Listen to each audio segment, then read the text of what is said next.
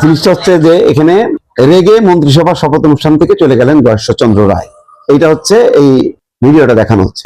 উনি হয়তো রেগে চলে গেছেন কি জানি, আমি পরিষ্কার না, ভিডিও থেকে যদি ধরা হয় তাহলে হয়তো তাই। এটা ঠিক যে এবারের এত বড় মন্ত্রিসভায়ও বেশ কয়েকজন আলোচিত জায়গা পাননি। রুহুল কবির রিজভী উপদেষ্টা হলেন, ক্যাবিনেটের দরকার ছিল। উনি অত্যন্ত মেধাবী, বুদ্ধিমান। আমি বারবার বলেছি যে এইভাবে বিদ্যুৎ লাইন কেটে দিছে, মোমবাতি জ্বালায় ওই আঁকড়ে রাখছিল পল্টনের কেন্দ্রীয় অফিস, ওটাই ছিল ভরসা। এখন গুলশান চলে গেছে, যেহেতু তারেক রহমান সাহেব ওখানে বসেন। কিন্তু পল্টনের এই যে বাতি জ্বালায় রাখা, আঁকড়ে রাখাটা, এটা একটা দুইটা দিন না, বছরের পর বছর। এবং এটা নিয়ে বেশ তামাশাও করতো সরকারি দল। তো তিনি নেই।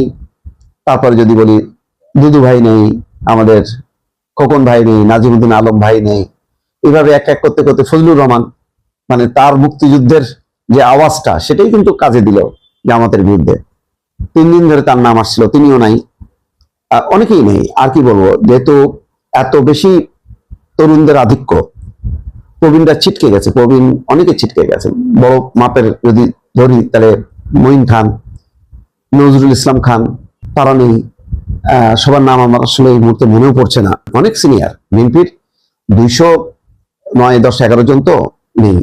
আলী আসগর লবি হতে পারতেন খুলনা অঞ্চল দিয়ে, শুধু ওই যশোর, খুলনা, কুষ্টিয়া থেকে অমিত হয়েছেন, প্রয়াত তরিকুল ইসলামের ছেলে, ভালো, দক্ষ, যোগ্য, নিঃসন্দেহে। তারপরে আরো কয়েকজনকে ইনক্লুড করা যেত।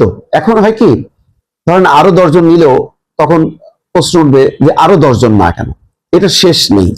তো এখন আমি মনে করি যে তারেক রহমানের একটা স্ট্র্যাটেজি নিশ্চয়ই আছে।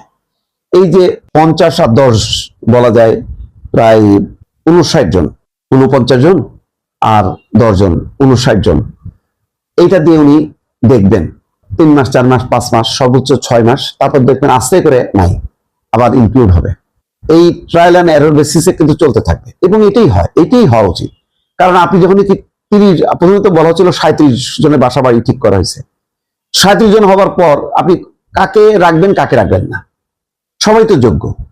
এখন বলা হচ্ছে যে 9 জন মাত্র পুরনো মন্ত্রী, আর বাকি সবাই 41 জন হচ্ছে নতুন মন্ত্রী। এখন এই যে পুরনো 9 জনের আপনি স্বাস্থ্যগত অবস্থাটা চিন্তা করেন। মির্জা ফখরুল ইসলাম আলমগীর নিঃসন্দেহে খুবই অভিজ্ঞ, যোগ্য মানুষ। ওনার শারীরিক অবস্থাটা কি, স্থানীয় সরকার মন্ত্রণালয়কে চালানো, এত মানে জেলা, উপজেলা, পৌরসভা, রাস্তাঘাট এগুলি করা খুবই ডিফিকাল্ট, কিন্তু ওই শারীরিক সামর্থ্য কি ওনার আছে। তারপরে ধর্মমন্ত্রী কায়কোবাদ, যোগ্য, দক্ষ এবং চমৎকার সিলেকশন হয়েছে, কিন্তু ওনার শারীরিক অবস্থা দেখেন। এইভাবে অনেকেরই শারীরিক অবস্থা, এখন যে ক্যাবিনেট আছে সেখানেও কিন্তু তারা নেই। এখন একেবারে যদি সব সিনিয়রদেরকে বাদ দিত, তখন আর এক সমালোচনা। সমস্যা হয় কি, যিনি এমপি হওয়ার সাথে সাথে তিনি মনে করেন যে এখন আমার মন্ত্রী হওয়া উচিত। আগে যেখানে এমপি তার নমিনেশন হয় না, তার জন্য কত দৌড়ঝাঁপ, ওইটা হওয়ার সাথে সাথে ওই স্মৃতি ভুলে যায় যে এমপি নির্বাচিত হয়ে যায়, তখন টার্গেট থাকে যে আমি মন্ত্রিসভায় ঢুকবো। অন্তত 100 থেকে 150 এমপি চেষ্টা করেছে মন্ত্রিসভায় ঢোকার জন্য নানাভাবে।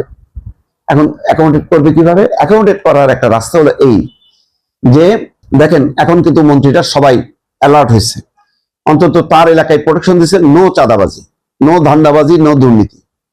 তার মানে এখন 6 মাস তারা বুঝতে পারছে যে তাদেরকে কঠিন পরীক্ষা দিতে হবে।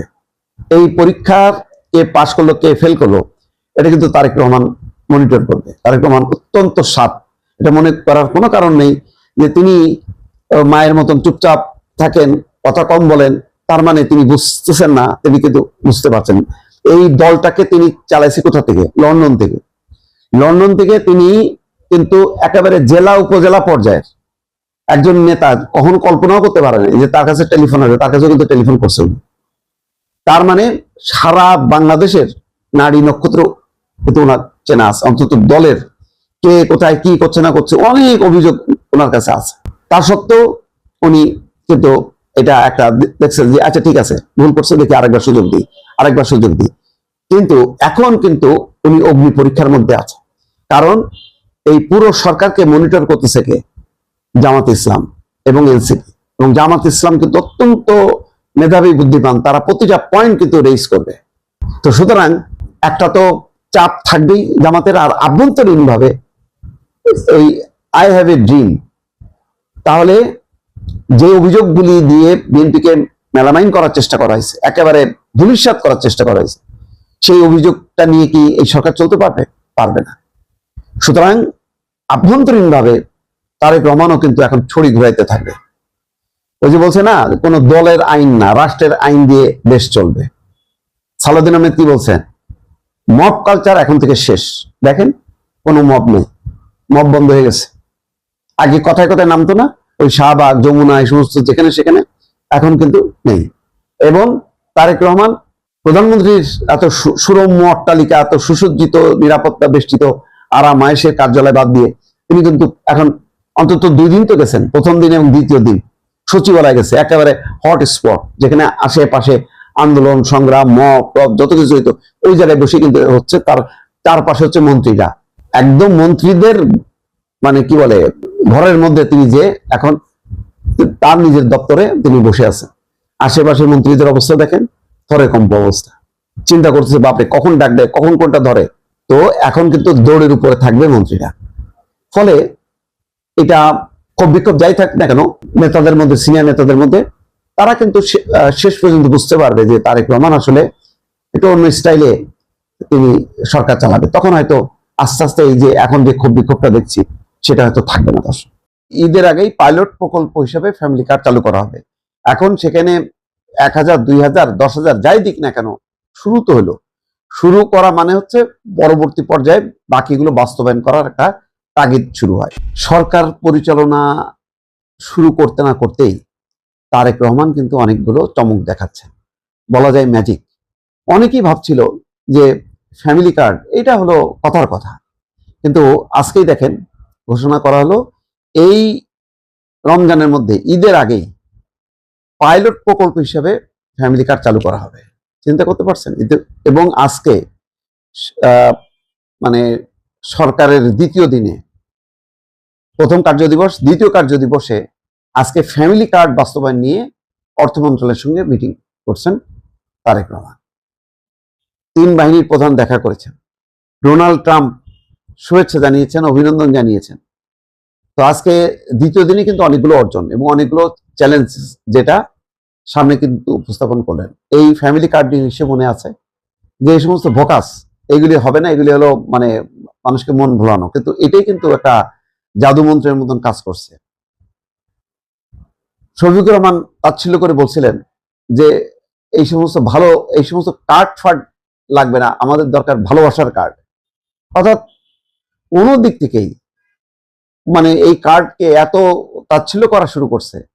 অনেকে বলছে যে আমাদের নিরাপত্তা কার্ড দরকার, আমাদের ভালোবাসার কার্ড দরকার, অথচ শফিকুর রহমান তারা নিজেরাই কিন্তু সোশ্যাল সিকিউরিটি কার্ডের কথা বলছে। কিন্তু যেই মাত্র তারেক রহমান কৃষক কার্ড, ফ্যামিলি কার্ড এই কথাগুলি বললেন, সাথে সাথে তারা এইটার সমালোচনা করলেন, তাচ্ছিল্য করলেন, বললেন যে অবাস্তব কার্ড, এই এত গাছ রোপণ করা যাবে না, এত 1000 কিলোমিটার খাল খনন করা যাবে না, নানান রকম কথাবার্তা বলে এক ধরনের বিএনপির বিরুদ্ধে ক্যাম্পেইন শুরু করলো। আজকে কিন্তু মানে 1 মাসও যায়নি, তার মধ্যেই কিন্তু তারেক রহমান এই ফ্যামিলি কার্ড ইন্ট্রোডিউস করার একটা কথা বললেন। এবং পরিবেশ মন্ত্রী, আমি স্কলারে দেখলাম যে ঈদের আগেই পাইলট প্রকল্প হিসেবে ফ্যামিলি কার্ড চালু করা হবে। এখন সেখানে 1000, 2000, 10,000 যাই দিক না কেন, শুরু তো হলো। শুরু করা মানে হচ্ছে পরবর্তী পর্যায়ে বাকিগুলো বাস্তবায়ন করার একটা তাগিদ শুরু হয়। যাক, এটা ভালো দিক যে বিএনপি বলছে এবং তারেক রহমানও বলছেন যে তারা যে সমস্ত ওয়াদাগুলো করছে, প্রত্যেকটা ওয়াদা তারা পূরণ করার চেষ্টা করবে। তো এখন সামনে তারপরও বলা যায় যে এই বাস্তবায়ন করতে গিয়ে বাস্তবায়নের পর্যায়ে নানা সমস্যা দেখা দেবে, নানা ব্যর্থতাও আসবে। তো প্রতিটাই যেহেতু চ্যালেঞ্জ, এবং সরকার প্রথম 6 মাসে এটা খুবই তারা মানে সক্রিয়ভাবে এটা ইমপ্লিমেন্ট করার চেষ্টা করবে, এই ব্যাপারে কোনো সন্দেহ নেই। ইতিমধ্যে বাংলাদেশ সংবাদ সংস্থায় একটা ঘটনা ঘটেছে, সেখানে এমডিকে ঘেরাও করা হয়েছে, তাকে বাড়ি পাঠিয়ে দেওয়া হয়েছে। তথ্যমন্ত্রী জহিরুদ্দিন স্বপন তিনি বলেছেন যে এই ধরনের মব দুঃখজনক এবং এর মাধ্যমে কোনো সমস্যার সমাধান হবে না।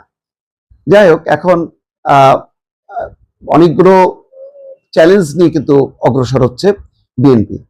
আর সবচেয়ে বড় চ্যালেঞ্জ হচ্ছে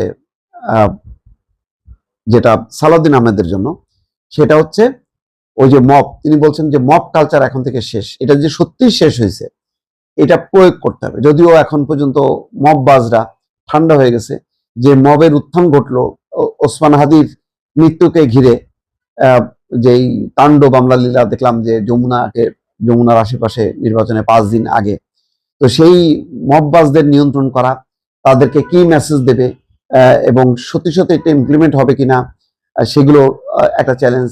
আইনের রাষ্ট্র চলবে আইনের দ্বারা।